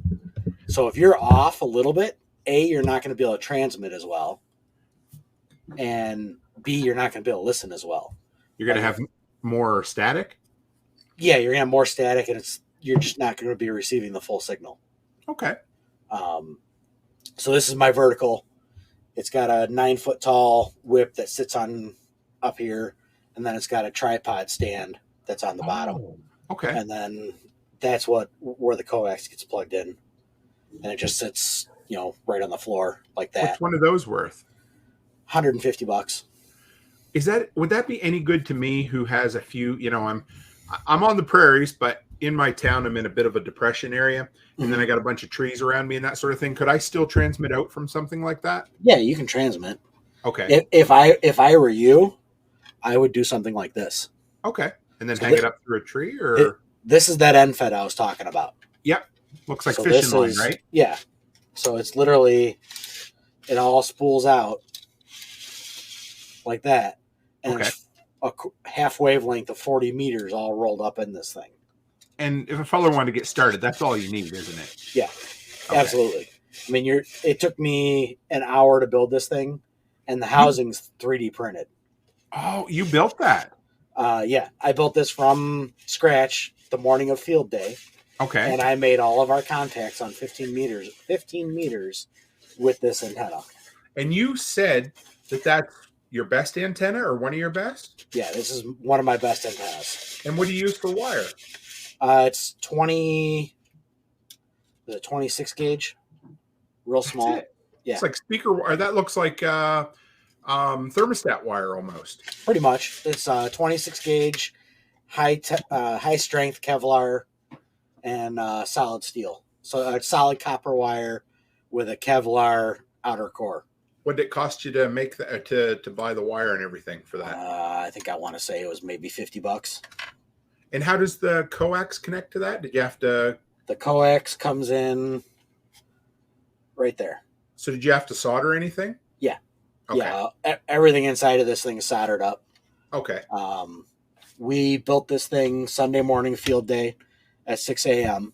and I was up on the air at 7 a.m. with it, and I made 45 contacts on 15. And it needs how much height do you need for something like that? Or 30 do you? feet. 30 feet. Okay. Yeah, you just need the peak up at 30 feet, and then you can have the box down on the bottom. But I mean, and that's a half wavelength of 40 meters? Half wavelength of 40 meters. So that's 20 meters, so 60 feet. So, right. So you're up 30 feet, and then you're going to come out. Yeah. Okay. Yeah. So there's my hand. Okay. It's literally the size of a hockey puck. And you got a carabiner on the end to clip it to something? Yep. Wow. And then you tie a wire down to this end and stake it into the ground, and you're good to go. So that just grounds it? Well, it hangs up off the ground, so it'll sit like this much up off the ground. Okay. And then you tie this one with like some paracord, yep, and then stake it in, and then you have just the wire, like a piece of paracord on a throw rope over a branch, or you could even run this thing over a branch. Okay. And that's your setup. So I have a 50-pound test fishing line that I use for my pole wire. I got a wrench tied to it that I just whip over a tree and pull it up with. Huh. Well, that's one thing I love about the whole ham thing is the do-it-yourself mindset, and they're willing to spend hours to build a cheap antenna that works for you, right? Oh yeah. I mean, here's the reality. You're going to spend a ton of money on the gear, right? You can go spend $3,000 to $12,000 on a radio. Right. Okay. If your antenna is crap and you didn't build your antenna right, you're not going to hear anything, and it's going to be useless. A good antenna on a cheap radio is better than a good radio with a cheap antenna. That's good. That right there, ladies and gentlemen, is why you tune into the workshop podcast. Yeah, because that's worth the price of admission right there. Right. I mean, the radio that I have, it's a IC 7610. It's an expensive radio. Don't get me wrong there, but I have a really good long wire antenna, and I am experimenting with a vertical, and I need to get that vertical where I want it. It's close. Like, I can make contacts on it, but I have a real hard time hearing. Can you buy one that's like your homemade one? Yeah. Okay. Yeah, the one that I have up, the end-fed that I have up is bought. It's an Chameleon and MCOM Base 3 80-meter half-wave antenna. Oh, yeah. Okay. So that's going to be twice as long. It's 130 feet. Okay. And that peak is up at about 50 feet. Okay. Now, you don't have to have that. So, because, my land, for instance, is fairly narrow but quite long. So could I come out a ways and then go at a 90-degree angle and then run along my fence line? Yeah. Yeah. Yeah. So, all right. So the way I used to have mine, I had it off the garage up to about 30 feet. Okay. Back down to about 10 feet. and then making a dog leg along my fence line for another 50 feet to take up the rest. Okay. And it just basically needs to be off the ground. Is that the idea? Yep. Yep. Okay. It was, that side was 10 feet up off the ground between two pieces of conduit. And it can't be coiled up either, right? It has Right. to be stretched out. Yeah, because if it's coiled up, that's when you lose the length. So as soon as you fold over a wire or lengthen it up, the signal stops there. Right, because then all of a sudden you're at a smaller band. Yeah. Shorter length, yeah. Did you have anything else you wanted to show on your computer, or was that it? Unfortunately, HDSDR is not working. That's that program that I use on my streams. Okay. New laptop. I had it working earlier. I'm sure if I shut this thing down and got it all figured out, it would start working. But you know what? It'll give us an excuse to bring you back in the new year. Yeah. That'll be fun. I'd like that a lot, actually. So I can try and turn this thing on one more time just in case. Sure. If anyone else has any questions for Nate out there, throw them up, because if not, we'll probably wind her down here, pardon the pun, in just a few minutes, I'm imagining. Yep. We've got, it has snowed for 3 days. There we go. Here. So is it working? Yep, I got it working. You want me to bring up the screen share? Yeah, if you just want to bring up the screen, there's no audio with it. Well, I could probably turn the audio up. That's okay. Yeah, go do what you want, man. Oh, I like that. That looks like, I don't know, something out of the Matrix, for instance. So this is HDSDR. What you're seeing, so the 40 meter band, let me move this over a little bit. Wrong one. I gotta go up here. So we're seeing, I don't know, like graphical representations, almost like a straight rainbow or of different colors. So what is this? What does this represent, Nate? So all your peaks that you're seeing on here are signals. Okay.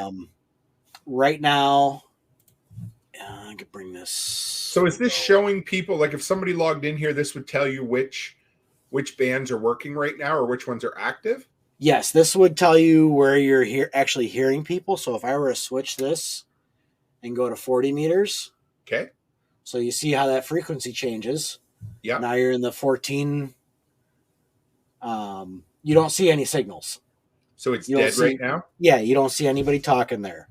So is that part of the reason why we didn't get a contact on 40? No, this is 20 meters. Oh, 20. Okay. Right. So 40, there is 40 meters. Okay. Oh, so yeah. You see all those peaks popping up. Those are voice signals. That's so cool. If I have this right, if that top, which is not tracking. Oh, yeah, it is. So does that represent a whole bunch of conversations all across the 40 meter band right now? Yes. And what do you call, is it a whole bunch of channels within a band? Is that what you call each one? Frequencies. Frequencies. So Yes. How many usable frequencies would be on, say, the 40 meter band roughly? Every 3 kilohertz. Okay. And how many? So your voice for 40 meters, it goes from 7.125 to 7.300. So that gives you 175 kilohertz. Okay. So you're looking at divided by 3. So around 55. So there's 55 usable frequencies roughly in there. Roughly, yeah. Yep. And each one would be about, each band would be roughly the same? No. So 80 meters goes from 3.6 to 4.0. Okay. So that's 20. Your 10 meters goes from 28.3 to 29.7. Oh, okay. Oh, wow. And then your real small one is 17 meters, is 18.11 to 18.168. So are there certain times of the day where you might have a challenge to even get on an open frequency within a band, or is it? Yeah. Yep. Okay. 40 meters is usually pretty busy at night, especially when you have a contest. Okay. Field day, it's every 3rd or 4th weekend in June or July. I'm not sure exactly. Okay. We do it every year. I just don't remember exactly when it is. That is you will have a very hard time finding an open frequency, and usually you are stepping on somebody trying to make a contact. And is the reason that you have 3 kilohertz between each frequency, is that so that you can dial up or down a little bit to dial in, or is it just your signal, when you transmit, your signal is 2.8 kilohertz wide. On single sideband. Okay. So they give you 3 kilohertz to play with, so you have that little extra, so you're not taking up the guy next to you. That makes sense. So the big signal, you see that's all the way over to the right. That's got the 1 peak in the center with the 2 peaks coming up. Yeah, it's over by 7.220, somewhere in that range. That's an AM broadcast station. Oh, so AM can broadcast within some of the ham bands?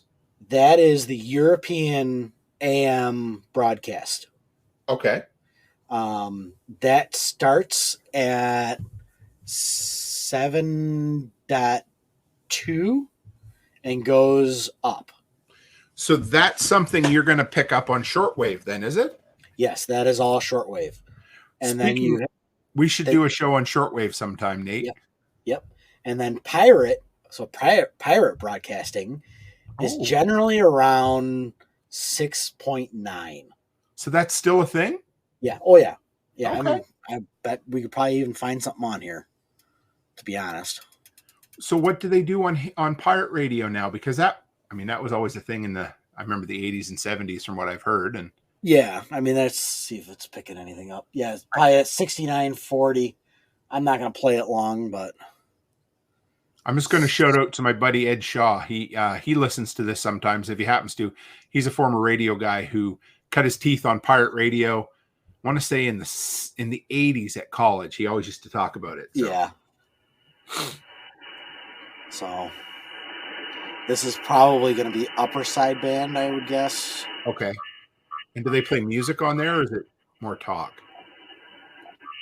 It's probably more music.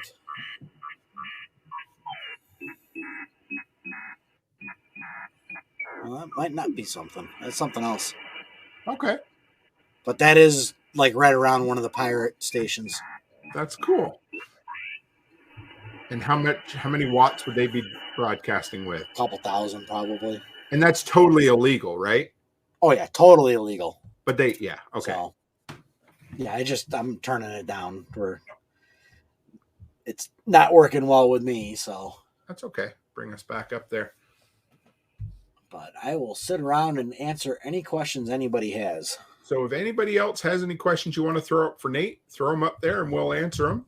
Yeah. And while they're throwing up questions, Nate, how do people find you? Where do they go? Obviously they can find you right here, right now, but if they want to follow up with you. Well, you can find us in the Workshop Podcast Telegram. We're usually in there.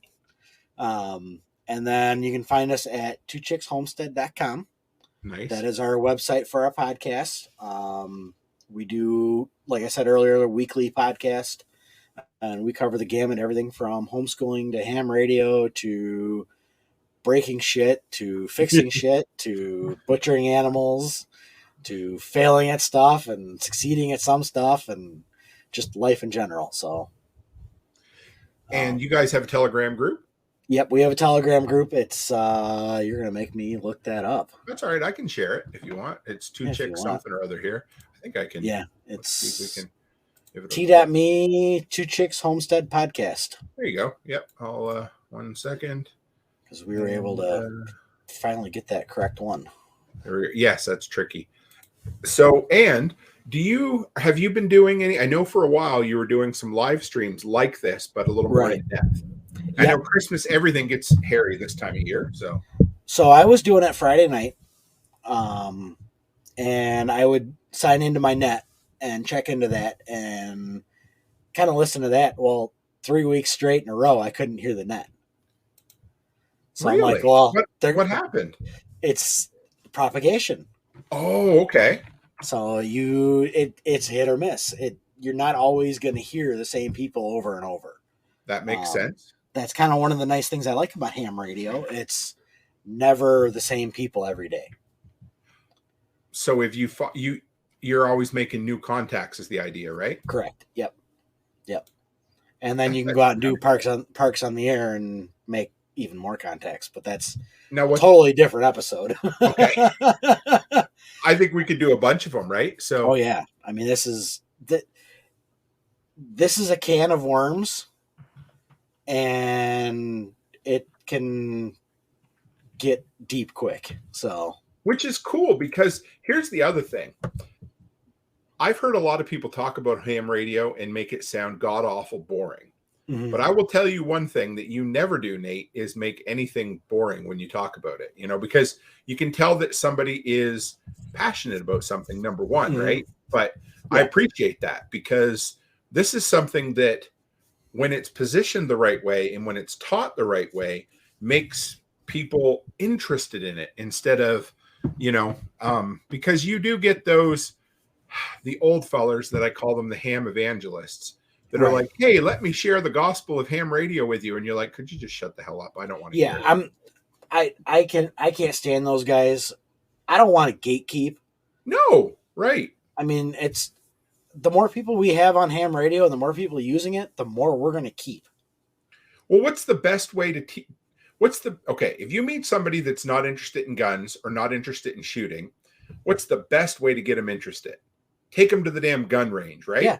Yeah. So what's the best way to get somebody in ham radio? It certainly isn't to sit there and talk about it. It's to let them experience it themselves, mm-hmm. right? Yeah. Either show up at or find your local club and show up at either summer field day or winter field day.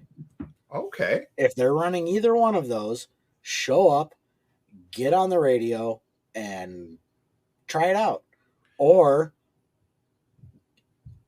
you can go, all right, so radioreference.com.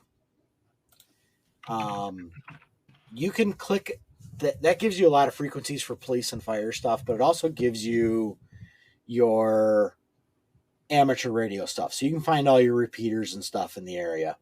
And it will also give you, if you look at your zip code, you can look at the hams in town. Right. So you could contact people. Right. I would tell this to anybody. Look me up and shoot me an email. Okay. Take that.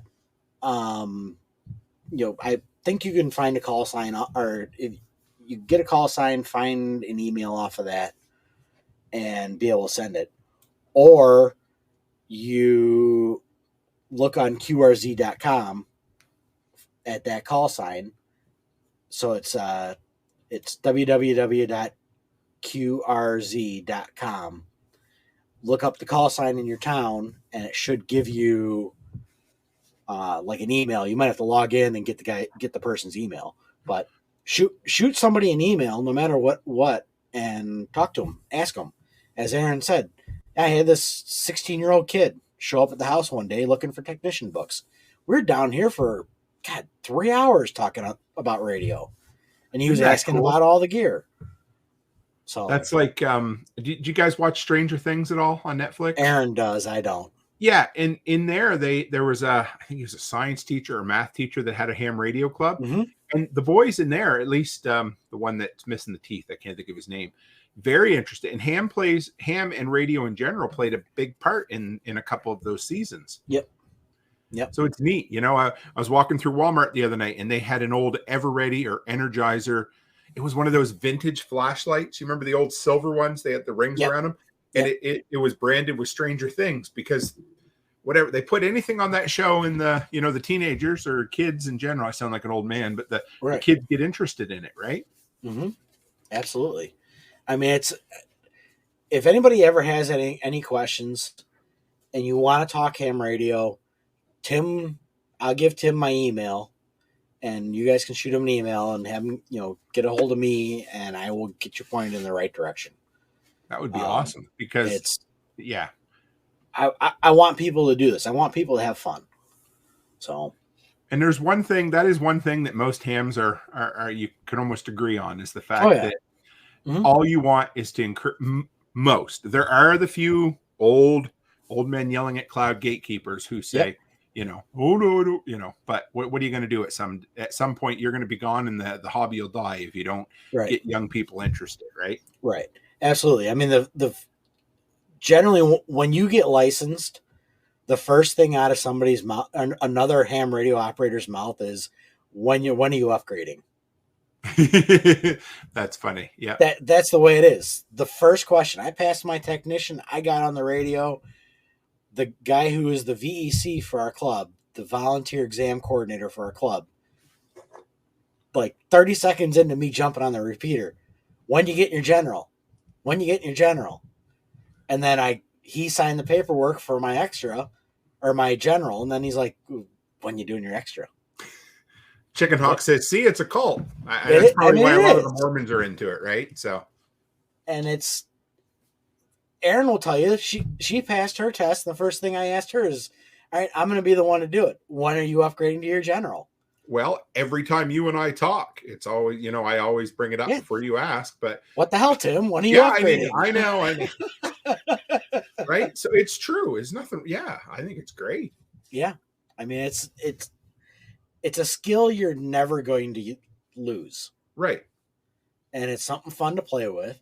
And if you like spending money, it's definitely a hobby to get into. I mean, you can go down a rabbit hole and spend a ton of money. If you like camping, get into POTA, Parks on the Air. Go visit your state parks. Bring your radio with. Set up. Make contacts. It's like Pokemon Go for radio.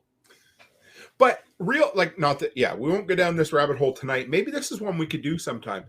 But it's absolutely can be done on the cheap as well, can it? If you wanted to build some little radio yourself. And HF, if you want to get into HF communications, you want to get your general. I would say at minimum, you're looking at $1,000. Okay. And that is to buy a 100-watt radio. You don't want to buy anything less than 100-watt for your first radio, because if you don't know what you're doing, you are going to get frustrated with a radio that's only capable of 5 to 20 watts. There's one out there. It's a Zygu G90. A lot of people love that radio. Okay. It's $450. It's got 200 or 20 watts on it. And you got to have a solid antenna. Now it has a tuner in it that can tune up a wet noodle and transmit on it. I have a Yaesu FT891 that's a 100-watt radio, and I have a resonant antenna, and I talked to a guy up pretty much in the North Pole, Northwest Territories, from a park 10 miles down the road. So you were mobile. I was portable, set up in a park on a battery with my vertical antenna, and I talked to a guy up in Northwest Territories. That's crazy. Yeah, so it's doable. Yeah, and the same day I talked to a guy in Spain from the same park, not 5 minutes later. So a good combination is 100 watts and a decent antenna then. 100 watts and a decent antenna. Do what you can. You can always turn the power down, but start off with 100 watts. That's yeah. That's like when I say, nobody ever said, man, I should have built a smaller garage, right? Right, absolutely. Because, I mean, you can go out and buy this $20 radio, this $450 radio that's only got 20 watts, and you're going to go spend another $500 to put a 100-watt amp behind it.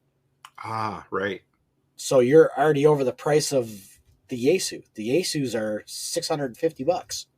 Sometimes you can find them used for $500. Talk to one thing I've noticed is hams always love to have extra radios.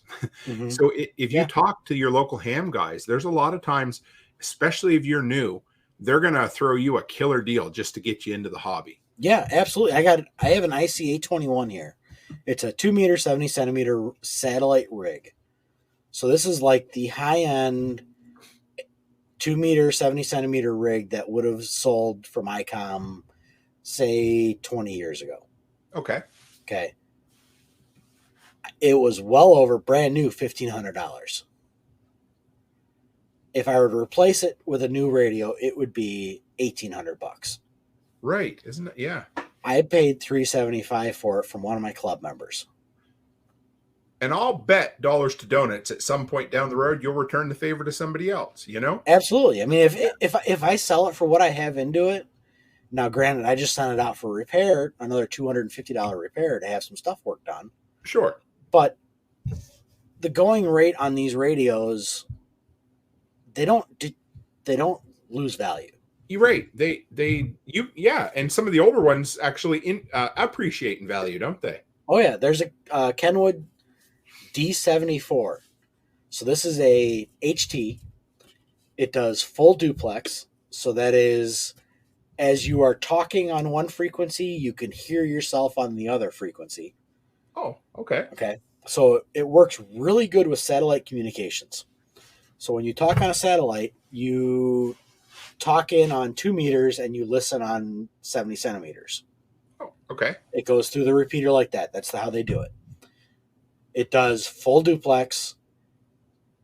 That radio, brand new. It's a handheld, sold for $350. Okay. It was discontinued 6 years ago, 7 years ago, maybe. It is now $900 on eBay. Isn't that crazy? Good luck finding one. Right. So, I mean, that's reality. Kenwood D74. I would love that handheld to play with radios because it is the only full duplex HT out there. Huh. But again, supply and demand, right? Absolutely. So, well, brother Nate, we've hit 2 hours. That's usually the I rarely go 2 hours, but as far we got Jessica and Joseph on here. Good to have you. But yeah, so yeah, one more time. What's your website? twochickshomestead.com. Perfect. Is our main site, or you can find our itty bitty tip link at twochicks.ittybitty.tips. That's TIP as in Papa, S as in Sierra. Yes. Okay. Yes. Very cool. Well, we will, if you're up for it, Nate, I think we're going to have to do another, what was this, 2? We've done 2 now. Yep. I think we'll have to do at least a dozen more if you're up for it. Absolutely. I'll do it whenever. I mean, this is fun stuff. And if one person in the comment goes out and gets licensed over this, all for it. Perfect. Well, thank you, sir. We'll, I think we'll end her here, guys. So thank you very much. We've got, so the next live show, I think we're going to do a Thursday and a Friday show this week, and then a quick little Christmas break. So guys, as always, stay happy, stay healthy, and have a great week.